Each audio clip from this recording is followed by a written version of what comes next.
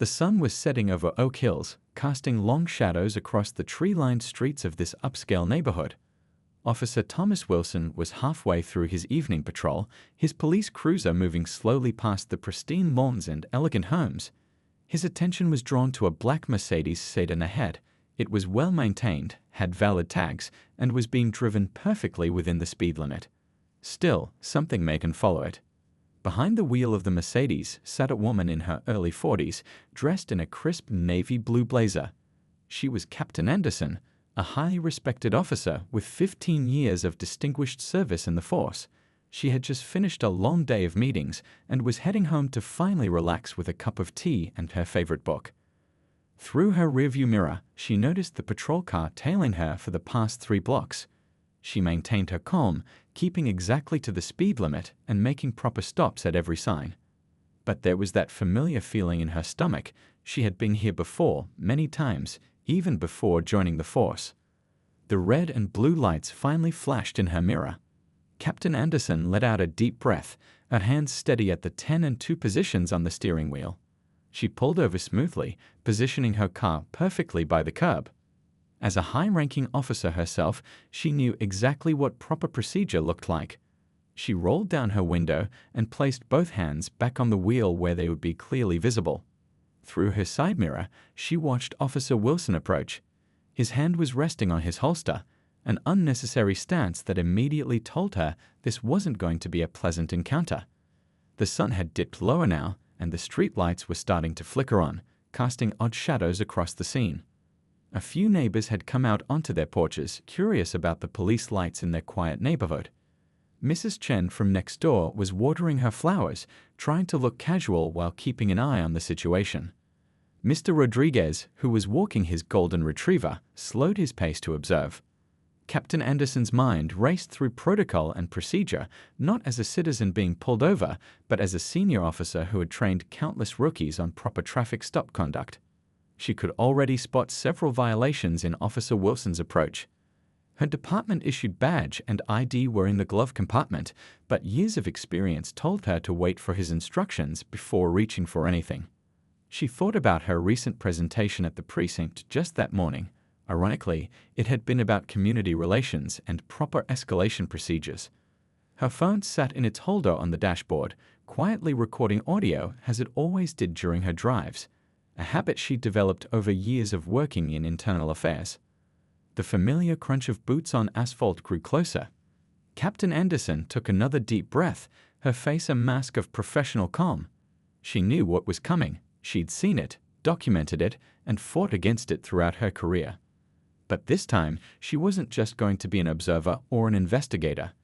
This time, she was going to be the one to teach a crucial lesson about assumptions and accountability. A sharp tap on her window broke through her thoughts. The next few moments would set in motion a chain of events that would shake the department to its core and become a catalyst for real change. But for now, Captain Anderson simply waited, hands visible on the wheel, ready to handle whatever came next with the dignity and professionalism that had earned her those captain's bars. The streetlights cast long shadows across her calm face as Officer Wilson's flashlight beam swept across her interior.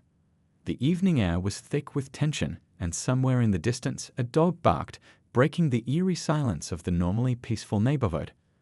This traffic stop was about to become much more than just another incident report. It was about to become a turning point for the entire police department. Officer Wilson's flashlight beam swept across the car's interior, lingering unnecessarily long on Captain Anderson's face. His voice came sharp and demanding through the open window, lacking any trace of the professional courtesy that should mark every police interaction. "License and registration," he barked, not even bothering with a greeting. The beam of his flashlight remained fixed on her face, though the street was well lit by now. Captain Anderson could see his body camera's red light blinking in the growing darkness, silently recording everything. "Good evening, officer," she began, her voice steady and clear, drawing from years of experience in handling tense situations. But before she could continue, Wilson cut her off. "I said license and registration," he repeated, his tone growing more aggressive. No need for conversation. A small group of neighbors had gathered at a respectful distance, their presence both concerning and reassuring to Captain Anderson. She noticed young Mrs. Lee from across the street had her phone out, likely recording, a sign of the times that had saved many from unjust treatment. "Officer," Captain Anderson tried again, maintaining her composure. "I'm going to reach for my credentials in the glove compartment." "The department issued." She spoke clearly, making sure his body camera caught every word of her careful compliance. Wilson's hand tightened on his holster. "Just get the documents," slowly, he commanded, as if she were a threat rather than a fellow officer. The irony wasn't lost on Captain Anderson. Just last week, she'd led a training session on proper traffic stop etiquette and de-escalation techniques. As she reached carefully toward the glove compartment, she noticed more patrol cars turning onto the street. Wilson must have called for backup before even approaching her car, a completely unnecessary escalation for a routine traffic stop. The quiet neighborhood was now alive with red and blue lights bouncing off the well-maintained facades of homes. Mr. Rodriguez, still lingering with his golden retriever, had been joined by other concerned residents. Their whispered conversations carried faintly on the evening breeze. Captain Anderson could hear someone saying, "This isn't right," while another neighbor was already on the phone, presumably with the local precinct. The glove compartment clicked open, and Captain Anderson moved with deliberate slowness, keeping her other hand visible on the steering wheel. Her department badge gleamed under the flashlight's beam as she carefully extracted it along with her ID. But Officer Wilson's reaction wasn't what protocol demanded. Instead of calmly accepting the credentials, he suddenly shifted his stance. "Step out of the vehicle," he demanded, his voice rising to a shout that echoed down the quiet street. The neighbors' murmuring grew louder, phones recording the escalating situation. "Officer Wilson," Captain Anderson said firmly, holding her badge where it was clearly visible, "I am a police captain with internal affairs. There's no need for." "Out of the vehicle now." Wilson's voice cracked with tension, drowning out her words. His hand had moved from his holster to the door handle, ready to force the situation. From the growing crowd of onlookers came the sound of someone making a phone call. "Yes, I need to speak with the watch commander. There's a situation on Oak Hills Drive." The voice was calm but urgent, carrying clearly in the tense atmosphere. Captain Anderson remained still, her hands now both raised slightly, badge still visible in her right hand. Years of training and experience told her that any sudden movement now could make things worse. The approaching sirens of backup units filled the air, mixing with the concerned voices of neighbors and the distant barking of dogs disturbed by the commotion. The streetlights cast harsh shadows across Officer Wilson's face, revealing beads of sweat despite the cool evening air. His body camera continued its silent witness, its red light steady in the growing darkness.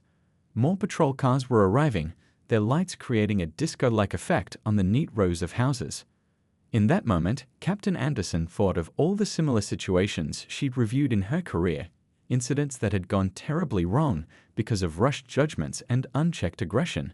She knew the next few seconds would be crucial, not just for her safety, but for the larger message this incident would send about police conduct and accountability. The air was electric with tension as the backup units pulled up, their doors opening to reveal more officers stepping into this increasingly complex situation.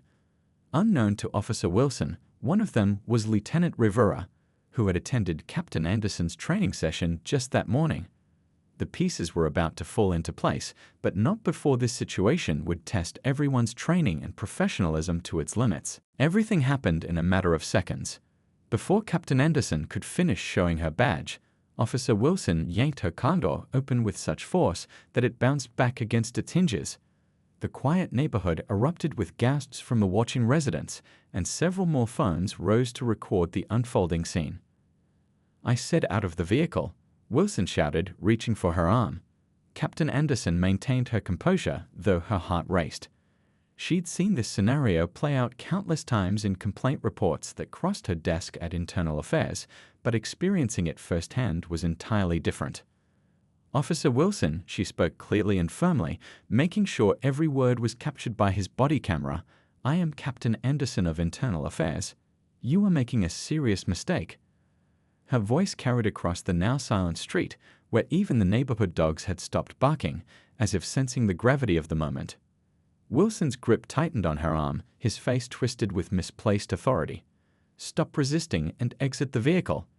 The irony of his words, "she wasn't resisting at all," would later become a crucial point in the investigation. His body camera captured everything: her calm demeanor, her clearly displayed badge, and his increasingly aggressive behavior.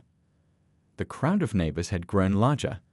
Mrs. Chen's daughter, a law student, was narrating everything she saw into her phone. The officer is escalating the situation despite the driver's compliance. Her clear voice carried in the evening air, adding another layer of documentation to the incident. Lieutenant Rivera was now moving quickly toward the scene, recognition dawning on his face as he got closer. Behind him, 2 more patrol cars pulled up, their lights casting wild patterns across the well-maintained front yards of Oak Hills Drive. The situation was about to change dramatically. "Take your hands off me, officer," Captain Anderson commanded, her voice carrying the weight of her rank and experience. "Your body camera is recording your conduct, and I count at least 7 witnesses filming this interaction." She remained professional, even as Wilson's grip threatened to leave marks on her arm. A child's voice piped up from the crowd. "Mom, why is the police officer being mean? She's not doing anything wrong." The innocent observation cut through the tension, making several officers who had just arrived shift uncomfortably. They could all see the situation was spiraling out of control. Wilson's face was beaded with sweat now, his jaw clenched as he struggled with his next decision. The rational part of his mind must have been screaming that something was wrong here. This woman was too calm, too knowledgeable about procedure. But he had committed to his course of action, and pride was getting in the way of judgment. Lieutenant Rivera was close enough now to see Captain Anderson's badge clearly in the streetlight. His eyes widened with recognition, and he broke into a jog. "Wilson," he called out sharply, "stand down immediately." But Wilson was too far gone in his power trip. He gave another rough tug at Captain Anderson's arm, trying to force her from the vehicle. "Last warning. Exit the vehicle now, or what, Officer Wilson?" came a commanding voice from behind him. Chief Thompson had arrived on scene, likely called by one of the concerned neighbors who knew his number. The chief's presence was like a bucket of cold water on the situation. Captain Anderson remained seated, her badge still displayed, her free hand still visible on the steering wheel. She had followed every procedure perfectly, creating a textbook example of how to handle an out-of-control situation. The neighbors' phones caught everything: the slight tremor in Wilson's hands as he realized his mistake, the look of dawning horror on his face as he recognized the chief's voice, and the way his grip finally loosened on Captain Anderson's arm. The evening had grown darker, but the scene was lit up like daylight from all the patrol car lights. In the harsh illumination, everyone could see the red marks forming on Captain Anderson's arm where Wilson had grabbed her. Those marks would be photographed later as evidence, but for now, they served as a visible reminder of how quickly authority could be abused. Chief Thompson's voice cut through the chaos. "Officer Wilson, remove your hands from Captain Anderson immediately and step back from the vehicle."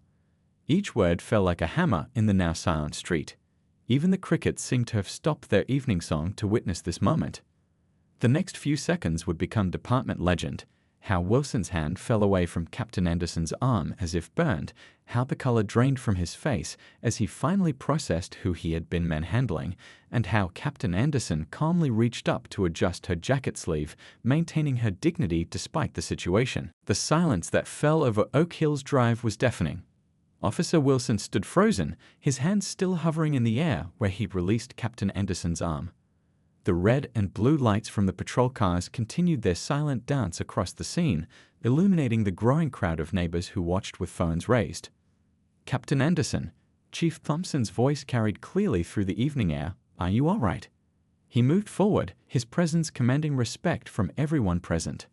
The neighbors whispered among themselves as they realized the true identity of the driver Wilson had been trying to forcibly remove from her car. "I'm fine, Chief," Captain Anderson replied, her voice steady despite the red marks visible on her arm. She finally stepped out of her vehicle, badge in hand, every movement deliberate and professional. "Though I believe we have several procedural violations to address." The understatement in her voice made several of the watching officers wince. Lieutenant Rivera had pulled Officer Wilson aside, speaking in low but intense tones. "Do you realize what you've done? That's the head of internal affairs. the same captain who gave the de-escalation training yesterday morning. Wilson's face, already pale, turned almost ghostly as the full impact of his actions began to sink in. The neighbors' phones continued recording, capturing every moment. Mrs. Chen's daughter, the law student, had switched from narrating to taking detailed notes on her tablet. "This is going to be a landmark case study," she muttered to her mother, who nodded gravely. Chief Thompson turned to address the gathering of officers who had responded to Wilson's call for backup. "I want statements from everyone present. Lieutenant Rivera, please ensure all body camera footage is properly logged and secured." His eyes swept over the scene, taking in the concerned faces of residents and the uncomfortable shifting of his officers. A young officer who had just arrived whispered to his partner, "Isn't she the one who implemented the new community oversight program?" His partner nodded slowly, watching as Captain Anderson calmly photographed the marks on her arm with her phone, documenting everything with professional precision. The neighborhood kids, who had been watching from behind their parents' legs, were asking questions that cut straight to the heart of the matter. "Dad, why did the officer not listen when she said who she was?" one boy asked, loud enough for everyone to hear. The simple question hung in the air, highlighting the absurdity of what had just transpired. Officer Wilson stood apart from his colleagues now, isolated by his actions. His body camera's red light continued blinking, recording his rigid posture and the way his hands trembled slightly at his sides. The same camera had captured every moment of his escalating aggression, every ignored statement of Captain Anderson's identity, every violation of protocol he'd been trained to follow. Captain Anderson walked over to speak with some of the neighbors who had witnessed everything. "Thank you all for your concern and for documenting this incident," she said, her professional demeanor unwavering. "Your video evidence will be very helpful in addressing some ongoing departmental issues." Mr. Rodriguez, still holding his golden retriever's leash, spoke up. "Captain, we've seen things like this happen before in this neighborhood, but never thought we'd see it resolved like this." His words carried weight. This wasn't just about one traffic stop gone wrong. It was about a pattern that needed addressing. Chief Thompson was already on his phone, likely calling the department's public relations team. This incident would make headlines, but not in the way these stories usually did.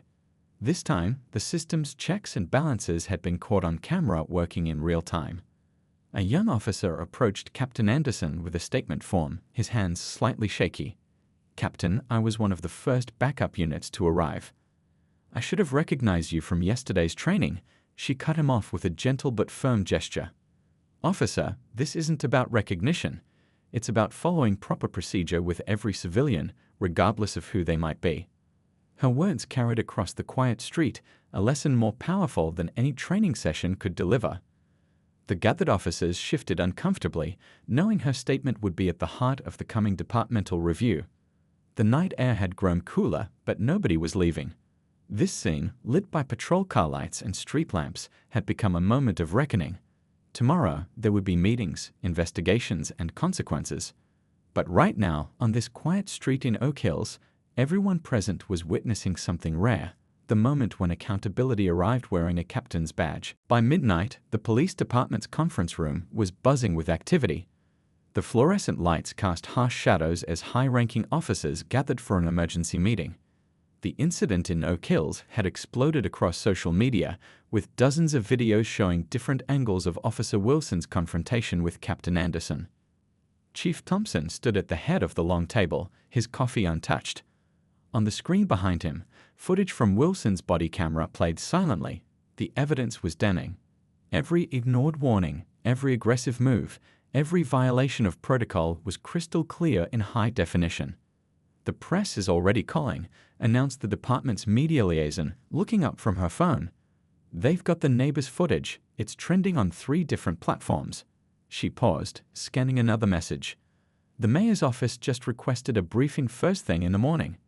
Captain Anderson sat quietly, reviewing her own written statement. The marks on her arm had been photographed and documented by Internal Affairs, her own department, now investigating an incident involving their commander. The irony wasn't lost on anyone present. 4 previous complaints, Lieutenant Rivera reported, placing a thick file on the table. All filed against Officer Wilson in the past 18 months. All involving similar aggressive behavior during routine stops. He spread the papers out, each complaint telling its own story of opportunities missed to prevent this situation. The room grew quiet as people absorbed this information. Someone whispered, "Why wasn't this pattern flagged earlier?" The question hung in the air, uncomfortable but necessary. Down the hall, Officer Wilson sat alone in an interview room, his badge and service weapon already surrendered. His union representative was en route, but the security footage showed him just staring at his reflection in the one-way glass, the weight of his actions visible in his slumped shoulders. Back in Oak Hills, residents were still gathering in small groups, sharing videos and discussing what they'd witnessed. Mrs. Chen's daughter had already written a preliminary analysis for her law school professor, suggesting this case could become a teaching tool for police reform. "The neighborhood chat group is blowing up," reported one of the community liaison officers, scrolling through his phone. "But it's different this time. They're talking about how the system actually worked, how there was immediate accountability." Captain Anderson's phone buzzed with another message. The chief of a neighboring department wanted to schedule a training session. Her experience would become a powerful teaching tool, though that hadn't been her intention when she headed home earlier that evening. At the local news station, the night editor was piecing together the story. "This is different," she told her team. "We've got body cam footage, neighbor videos, and a clear resolution. Run with the accountability angle, show how proper training and immediate response can make a difference." The department's training coordinator was already revising next week's schedule. "We're moving up the bias recognition and de-escalation modules," he announced to the room. "Every officer needs a refresh now, no exceptions." No one argued. The necessity was obvious. In the break room, a rookie officer spoke quietly with his field training officer. "I'd always thought Captain Anderson's training sessions were just theoretical," he admitted. But seeing it play out like this, his voice trailed off as he struggled to process the evening's events. Chief Thompson's phone lit up with another call, this time from the police academy director. "We need to document this," the director said without preamble. "From start to finish. This is how we show cadets both what not to do and how to handle it when someone does." The night shift dispatcher who had handled the initial calls was completing her detailed log. Each entry told part of the story. The first call from Wilson, the concerned neighbor's calls, the chief's arrival. Together, they painted a picture of a situation that could have gone terribly wrong, but instead became a moment of transformation. Outside the conference room, officers from other precincts were arriving for their scheduled shifts. They walked past the Internal Affairs office, where lights still burned as teams worked to process the incident. The usual jokes and casual greetings were absent. Everyone felt the weight of what had happened. "Captain," called out Lieutenant Rivera, catching up to Captain Anderson as she finally prepared to head home. "The young officers are asking if you'll still lead tomorrow's training session." She paused, considering the request. Her response would set the tone for everything that followed. The morning sun streamed through the windows of the police academy's main lecture hall, where every seat was filled. Officers from all shifts had been called in for a mandatory emergency training session. The room buzzed with quiet conversations about last night's incident, but fell silent as Captain Anderson walked to the podium. She didn't start with a presentation or a lecture. Instead, she simply played the complete footage from the previous night: body camera, dashboard camera, and citizen videos all synchronized on the large screen. The impact was immediate and powerful. "That could have been any of us," one veteran officer muttered, shifting uncomfortably in his seat. Others nodded, recognizing how easily assumptions and unchecked authority could spiral out of control. Captain Anderson finally spoke, her voice firm but understanding. "Yesterday, I was just another driver to Officer Wilson. Today, I want to talk about why that matters." She rolled up her sleeve, revealing the still visible marks from Wilson's grip. A photo of these marks was already in every officer's case file. In the back of the room, the department's data analyst stood up with a thick report. "We've reviewed 5 years of traffic stop data," she announced. "The patterns are impossible to ignore." She clicked through charts and graphs, each one telling a story of systemic issues that could no longer be dismissed. One young officer raised his hand. "But what if we're responding to legitimate suspicious activity?"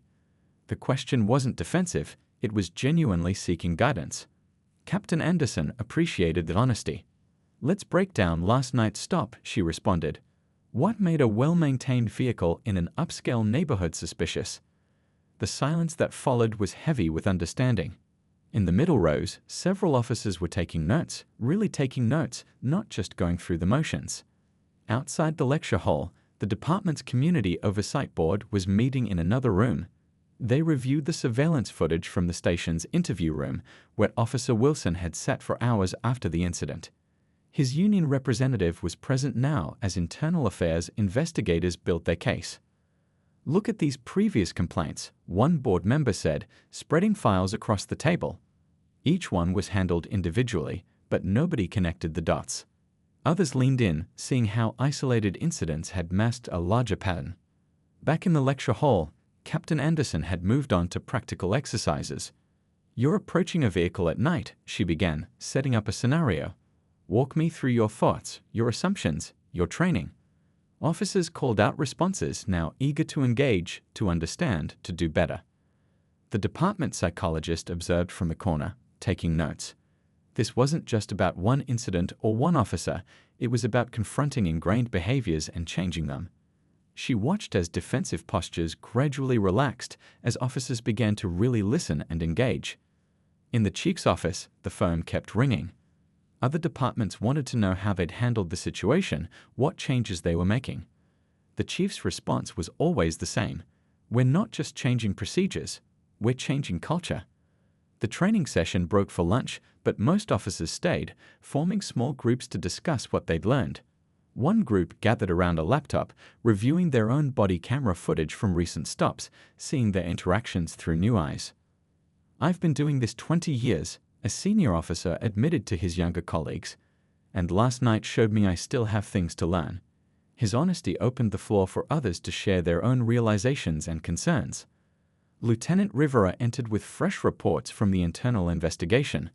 Officer Wilson's previous supervisors were being questioned about the overlooked complaints. The ripple effects were spreading through every level of the department.